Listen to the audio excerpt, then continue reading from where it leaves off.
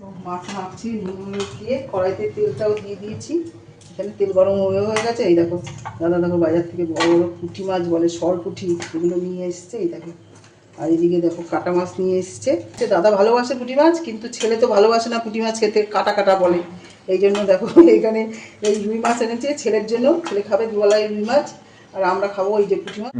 এই দেখো এই মিক্সিতে সর্ষেটা পেস্ট করে নিয়েছি। এই দেখো এই সর্ষে দিয়ে এই পুঁটি মাছটা রান্না করবো, সর্ষে পুঁটি করবো। আর এইদিকে দেখো ইন্ডাকশান আমার আজকে অকেজো হয়ে গেল, ইন্ডাকশানটা বন্ধ হয়ে গেছে। কি করবো এখন? এই দেখো গ্যাসে ভাত বসিয়ে দিয়েছি, এই যে ভাত হচ্ছে গ্যাসে, এই করছি। ঠিক আছে, রান্নাটা শেষ করি, তবে তোমাদের সাথে আবার আসছি। আসো, তোমার রান্না হয়ে গেছে? হ্যাঁ হ্যাঁ আসো, সব বড়।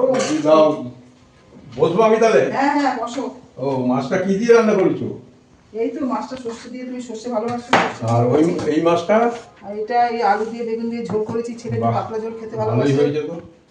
ভালো হয়েছে, খেয়ে আগে দেখো ভালো হয়েছে কি আগে দিয়ে। দেখা তো কি হবে, তুমি যা রান্না করেছো সর্ষে দিয়ে করেছো, দেখলেই খেতে ইচ্ছে হচ্ছে। হ্যাঁ, খেয়ে দেখো কেমন হয়েছে। খেয়ে তো দেখবোই। দিয়েছি, আর এখানে তোমার এই রুই মাছের ঝোলটাও দিয়ে দিলাম তোমাকে।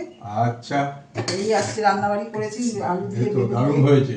রুই মাছের ঝোল করেছি। ঠিক আছে, রুই মাছের ঝোল দিয়ে দিলাম দাদাকে। এই খাওয়া দাওয়া, টাটা বন্ধুরা। এই দুপুরবেলা খাওয়া দাওয়া হবে আজকে।